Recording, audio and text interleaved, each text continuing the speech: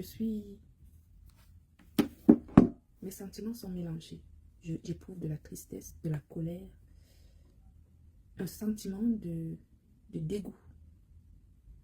Un sentiment de dégoût. C'est un sentiment de dégoût. Je ne comprends pas. Je n'arrive pas à comprendre. Je ne comprends pas pourquoi les Camerounais sont pris en otage. Je ne comprends pas pourquoi les Camerounais sont pris en otage. Je veux juste poser une question à ceux qui conservent le pouvoir au Cameroun. J'ai juste envie de vous poser une simple question. Qu'est-ce que vous allez faire de plus en 7 ans que vous n'avez pas pu faire en 40 ans? Quel est, en 40 années de pouvoir que vous avez eu au Cameroun, qu'est-ce qui va changer sur vous en 7 ans? Quel genre de relation vous n'avez pas eu? Quel type de contrat vous n'avez pas? Quel type de relation internationale vous n'avez pas fait? Quelle chance vous n'avez pas eu pour construire le Cameroun dignement? En 40 ans. En 7 mandats. Et vous pensez qu'un un mandat de plus, c'est ça qui va vous permettre de tout changer? Je ne crois pas.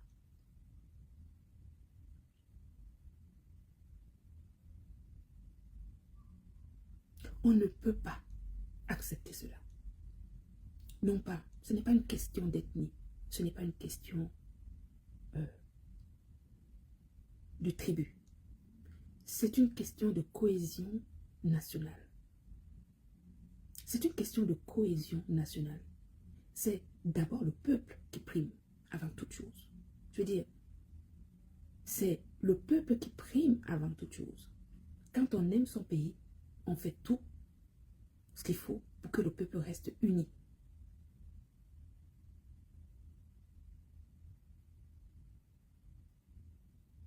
On fait tout pour que le peuple reste uni. Nous les Camerounais, nous n'aimons pas la guerre. Nous les Camerounais, nous sommes un peuple qui a su garder une cohésion nationale avec une diversité culturelle et linguistique. Nous avons plus de 182 dialectes chez nous et on cohabite depuis toujours sans aucun problème. Nous n'avons jamais eu de problème. Je veux juste poser une seule question. C'est que, en 7 ans, qu'est-ce que vous allez faire de plus que vous n'avez pas pu faire en 40 ans? Moi, c'est ça que je veux savoir.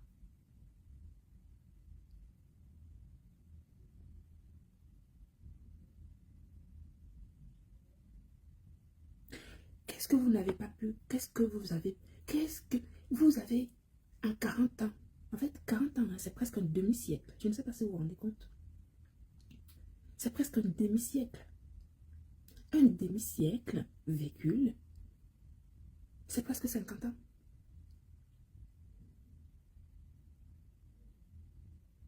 J'avais 11 ans à l'époque. J'avais 11 ans. J'avais 11 ans.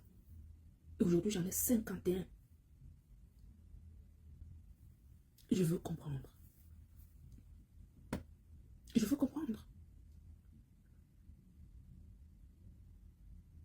Nous sommes fatigués. Nous en avons marre.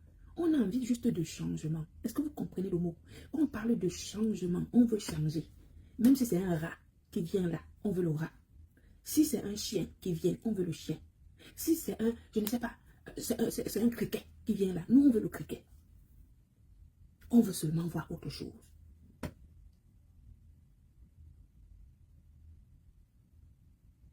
Nous avons envie de faire autrement. Nous avons envie de voir autrement. Nous sommes fatigués d'avoir la même vision. Est-ce que vous comprenez? Le changement de vision. Une vision différente, une vision politique différente. Nous ne disons pas que ceux qui viendront seront mieux, puisque nous allons les juger justement, séance tenante. Nous ne savons pas ce qu'ils sont capables de. Mais donnez-nous la possibilité de voir ce que les autres sont capables de faire. On veut juste voir ce que les autres sont capables de faire. Bonjour Julienne.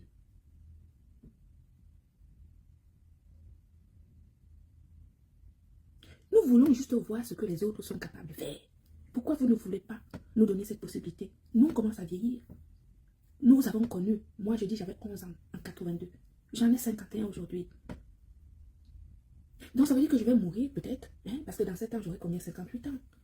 Ça veut dire que je n'aurais pas eu la chance de tester autre chose, de voir s'il y a une autre politique possible, une autre orientation politique pour le Cameroun, pour nous donner la possibilité d'avancer. Quand j'étais enfant, il y avait des bus, il y avait des transports en commun. Quand j'étais enfant, il y avait des bus scolaires qui nous amenaient à l'école. Quand j'étais enfant. Non, mais ne serait-ce que cet exemple simple qui te dit que quand j'étais enfant, j'avais un bus que je pouvais prendre devant chez moi et qui m'amenait à l'école. Aujourd'hui, il n'y a plus de bus, il n'y a plus rien.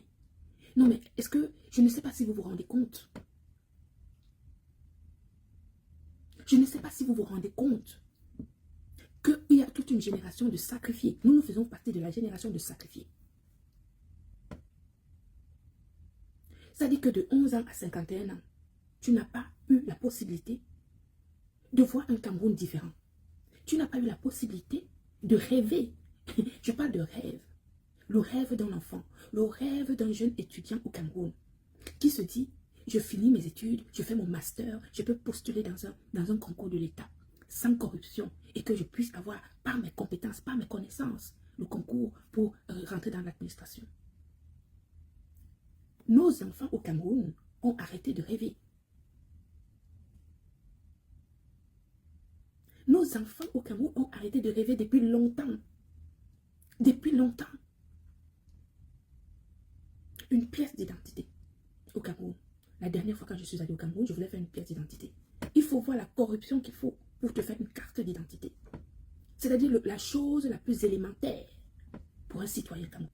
La chose la plus élémentaire pour un citoyen lambda dans tous les pays. Qu'est-ce qui n'a pas marché? Pourquoi vous sacrifiez plusieurs générations? Parce que après cette génération, la mienne, la génération qui vient derrière nous, c'est une génération sacrifiée également. Parce que nos enfants ne trouvent pas de travail. Ils sont résolus maintenant à prendre la mer pour traverser au risque de leur vie. Alors que le Cameroun, c'est l'Afrique en miniature. Non mais attendez. Nous ne voulons pas nous mêler. Mais à un moment donné, ça suffit. Nous ne pouvons pas faire autrement. Oui, nous ne pourrons pas faire autrement. Est-ce que vous comprenez cela? Nous ne pourrons pas faire autrement. Nous sommes obligés. C'est-à-dire qu'on observe, on regarde. À un moment donné, quand nos enfants commencent à mourir, là, on dit stop. Oui, c'est stop. ADN, gossip, comme ça,